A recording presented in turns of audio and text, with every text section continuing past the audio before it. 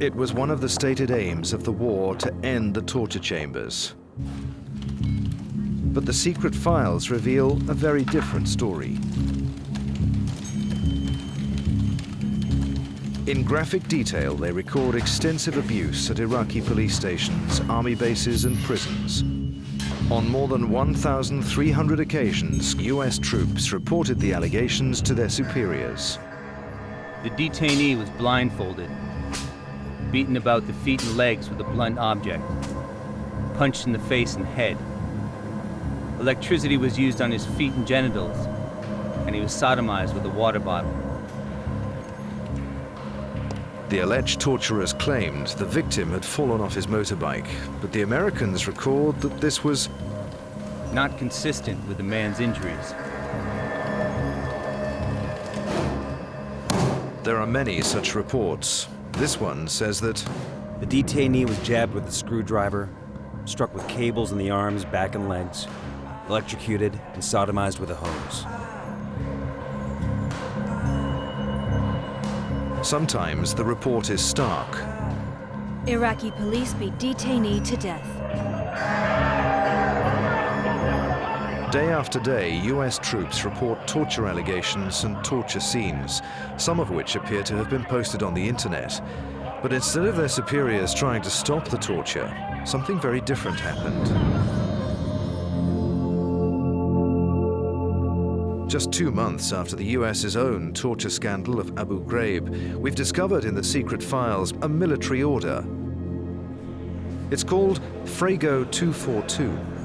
Frago 242, provided the initial report confirms the U.S. forces were not involved in the detainee abuse. No further investigation will be conducted unless directed by higher headquarters. Fragmentary Order, or Frago 242, apparently ruled out any US intervention in Iraqi-on-Iraqi torture. A second order, Frago 039, issued in April 2005, did require US personnel to report Iraqi-on-Iraqi abuse to their superiors, but again, to take no further action unless ordered. Frago 039 now requires reports of Iraqi-on-Iraqi abuse be reported through operational channels. The Frago orders appear to originate from an initial order signed by the commander of coalition ground forces in Iraq in 2004, General Ricardo Sanchez. Some of the reports do appear to have been investigated, yet according to Amnesty International, no Iraqi personnel have ever received a custodial sentence for torture. I think that's quite wrong. If that is the order, then quite clearly, the US, as other governments, have a responsibility to act against torture. And if information about torture, including not by their own forces, comes to their attention, then they need to do something about it. There is evidence that Frago 242 and Frago 039 were also known about at the highest levels of US government.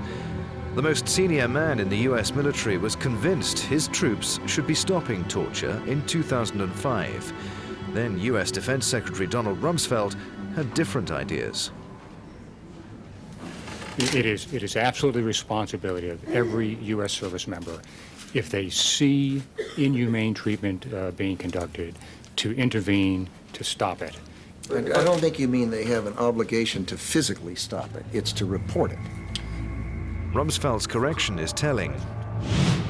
US troops have been informing their superiors of torture carried out by the Iraqi police and army for years, yet were apparently ordered only to report it, not to stop it.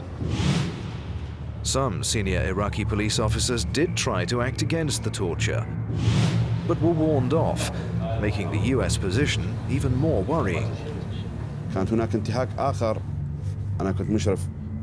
There was another abuse, which I supervised the investigation of. The rape of one of the detainees. He was 15 years old, and he was raped by a major. Someone came to my house and threatened me. Either you abandon this case, or anything could happen to you. The US did claim to investigate torture at Iraq's prisons.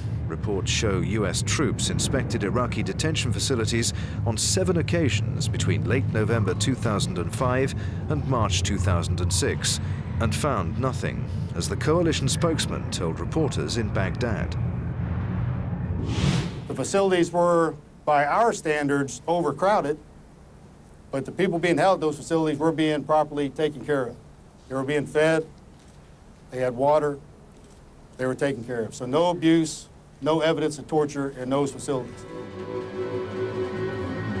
But what reporters weren't told is that during the exact period when the US says it was finding no torture, its own troops were finding something very different. US soldiers reported to their superiors 41 separate incidents of alleged abuse by Iraqi police or soldiers in the same period. They include multiple claims of detainees being beaten, including with chains, and a detainee who says that he was electrocuted. Even though the secret files may not relate to the specific sites of inspections, they are direct proof that the coalition knew that torture was still happening, and that the US had chosen to turn its back.